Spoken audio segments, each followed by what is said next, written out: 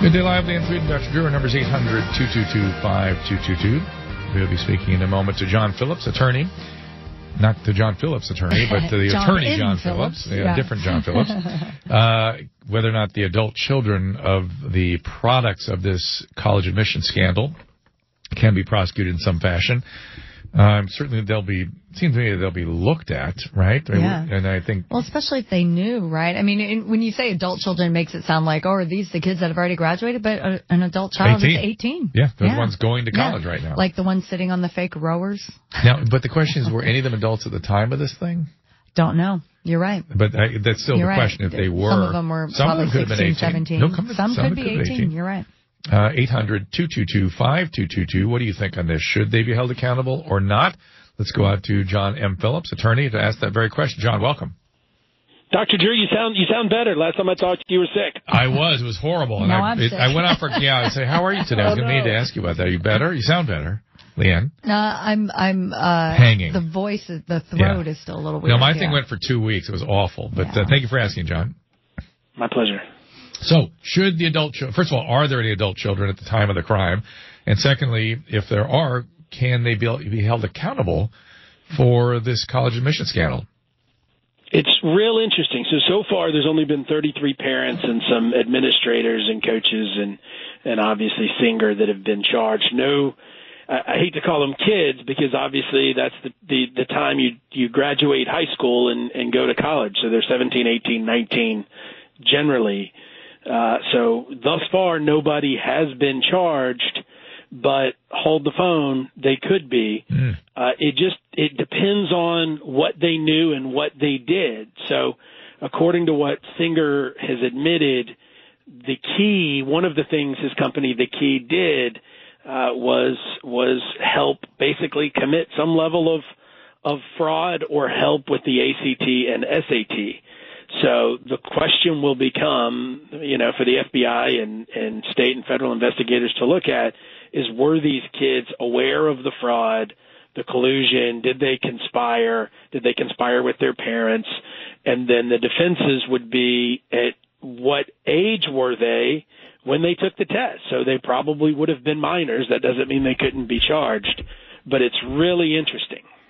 No, let's say one of the young adults was 18 and they knew that maybe their parents were, paying some money, or that they were, hey, I don't row, I don't crew, but, okay, I'm going to take a picture or what have you. Is there a defense for an 18-year-old saying, but I didn't know the extent of what this was or how big a scale? I mean, is that a defense? Yeah, I didn't understand. I mean, maybe they knew they were, like, maybe not breaking a law, but maybe they thought, I know maybe this isn't right, but hey, my mom's doing it, my dad's doing it, so maybe it's, they think it's okay, so I'm just going along with it. Is that a defense or no? Right, Leanne, you're dead on the money. So it really, I hate when lawyers say it depends, but of course everything depends. and the question becomes, what did they know? And then this is different than what their parents are being charged with, because there's money involved and bribes involved, and this goes back to good old fashioned cheating. And if somebody was caught cheating in school, do the teachers usually bring in the federal authorities to bust them? If you're caught cheating on the ACT, that's different than this. They usually hand it internally. I've practiced for 17 years in 3 or more different states. I've never dealt with the kid who was arrested for cheating. Right. I mean, what is it? You're maybe kicked out of school or something? Right. Okay. Right. Yeah. And you're also referring to the athletic side, which is where these kids were kind of getting pseudo athletic scholarships and pretending to be athletes. When some of them never did any sport in their life. It's a different level of fraud. So certainly there are state law and federal law cases of fraud, collusion, things that you could bring these young adults up on. I just don't know how far the net is going to encircle them at this time, because, then what's the standard? Or now we going to, there's a bar exam twice a year. Are we going to be looking for lawyers who, snuck in an extra crib note, And so the country hasn't been really keen on prosecuting test takers. Right. But the federal government is investigating this, right? They are. Okay. And as they're going down this path, there very well may be some young adults who were very wise to this and helped on a bigger picture, right? So not just somebody that had a proctor in the room because the mom paid for it to be there that knew this was wrong, but somebody who kind of helped facilitate it, because you could see that happening. But on the same token, would any of this happen without the parents' money? Probably not. We're speaking to attorney John M. Phillips. We're going to take a little break. We want to take your calls. Do you have any questions for John, or how do you feel about this attempt to possibly hold adult children who are involved in this scandal accountable, or even minor children accountable? 800-222-5222. If you have an opinion on that, or you want to ask John a question, we'd love to hear from you. 800-222-5222. That's Land Tweet. I'm Dr. Drew. This is Midday Live at AM 790 KBC. Midday Live, Land Tweet, and Dr. Drew. 800-222-5222. We're speaking to attorney John M. Phillips regarding the charges that could come to both possibly even children and adult children in the college admissions scandal. And I want to take some listener calls, John, if you don't mind. This is Eric. Eric, go ahead. Thanks for taking my call. I'll try to be brief. I was telling your screener that it just seems like we're getting away with the narrative from on the national news and social media. We're getting away from what's right is right and what's wrong is wrong.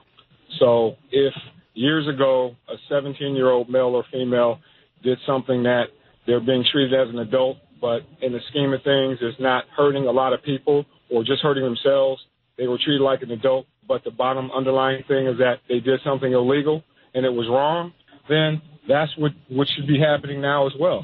If a person is 18 years of age, and that's the age of majority, until the law says it's no longer the age of majority, we shouldn't start having a dialogue. Well, we shouldn't. It seems like it's disingenuous to have a dialogue saying, okay, well, they were 17 or we don't know. Okay, sir, I just want to make sure I hear you.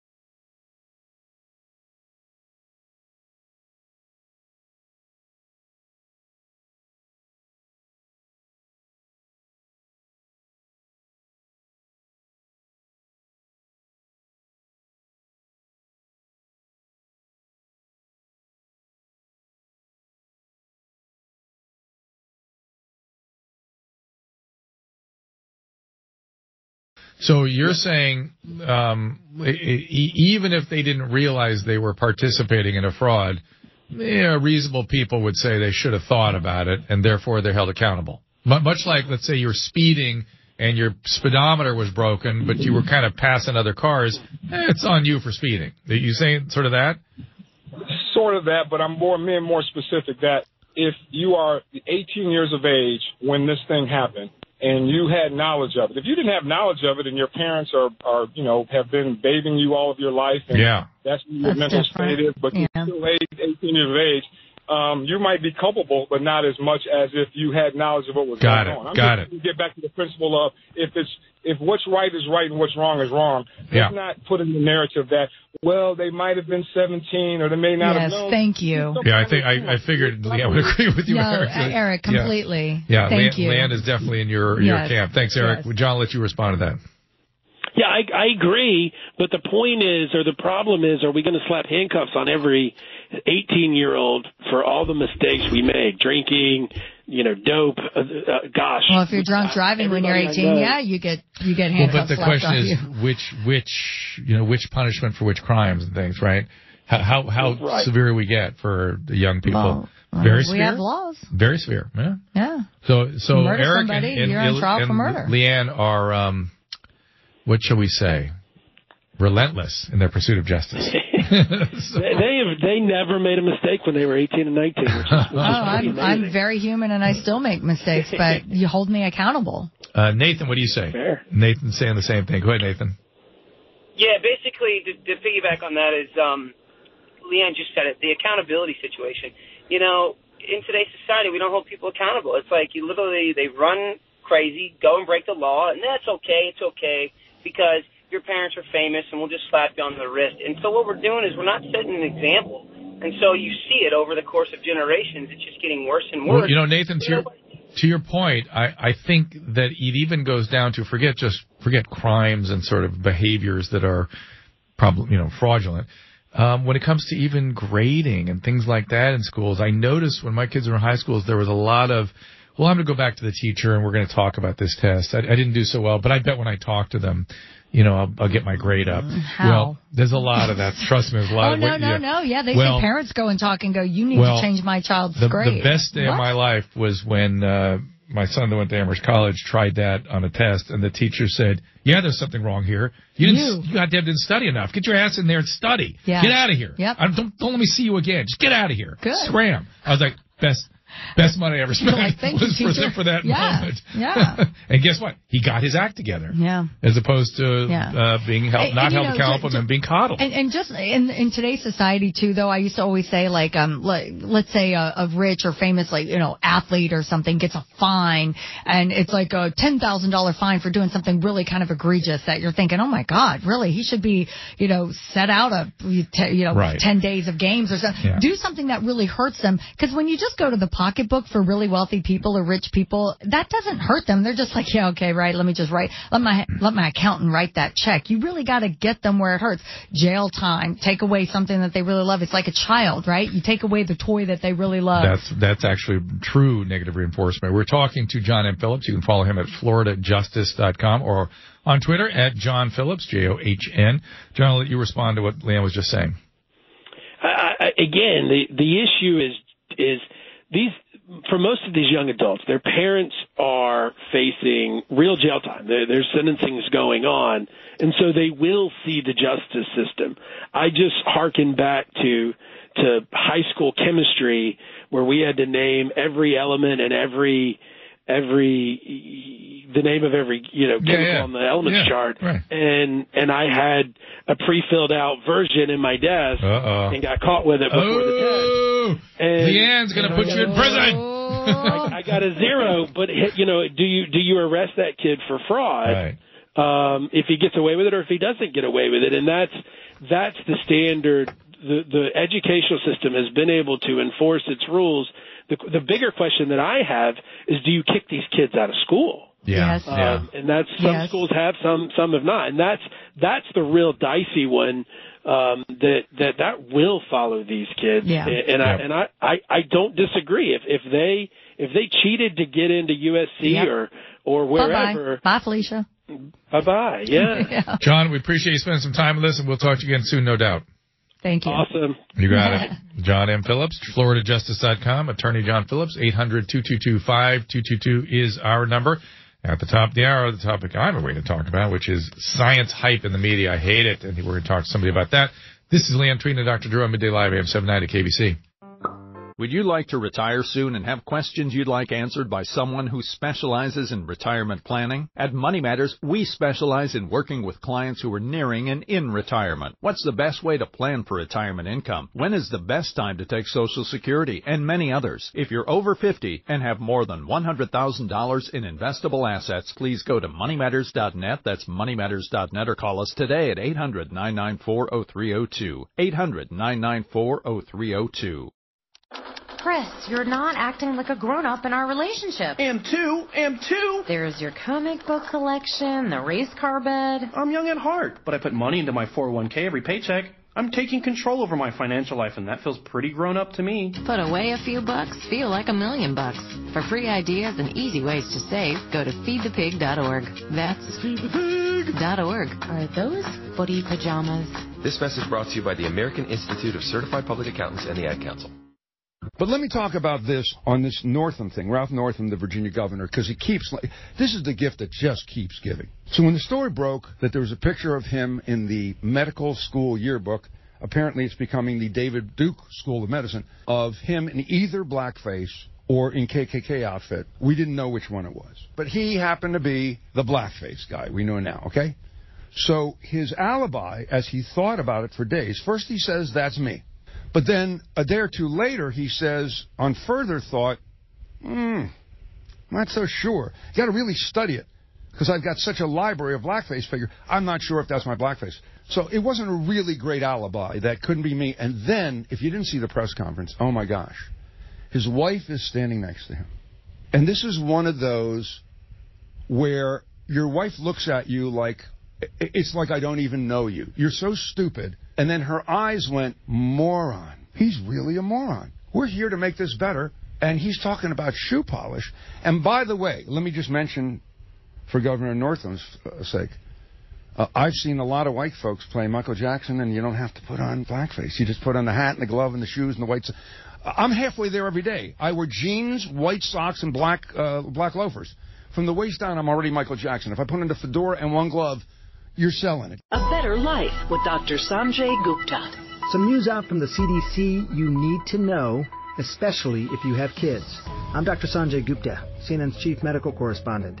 Here's the headline. The rise in teen vaping has been so significant in recent years that it has wiped out all the progress we previously made in getting kids off tobacco. The latest data from the CDC shows that more than a quarter of high school students say they use some form of nicotine at least once a month. And what are kids using most often? E-cigarettes. The CDC and the FDA have both singled out Juul, which commands more than 70% of the e-cigarette market here in the United States. And I'll take this opportunity to remind you those liquid pods contain more than just flavoring. And because kids' brains are still developing, they're even more likely to become addicted to the nicotine in those pods. Smoking or vaping is a hard habit to kick. Best to not even start in the first place. I'm Dr. Sanjay Gupta, helping you live a better life. A man who touts himself as a master herbalist is on trial after prosecutors say he convinced the family of a insulin-dependent diabetic boy to stop giving him insulin. Now, when you do that to a 13-year-old, what they develop is something called ketoacidosis, which is a life-threatening condition. And what does an herbalist know about ketoacidosis? Has he ever treated it? Has he ever put somebody through it? I mean, it's an intensive care unit kind of management to get somebody through an episode of ketoacidosis. Does he understand the biology of ketoacidosis? Would he know it when he saw it? Does he know what their breath smells like when they go into ketoacidosis? Has he seen the kidney failure? Does he have any idea about the condition that this kid gets when he stops taking his insulin? The father apparently broke down on the witness stand. You know, the charge is child abuse resulting in death, practicing medicine without a license. Again, stay in your lane. You're practicing medicine on a diabetic. He convinced the family to give him herbs purchased from his shop in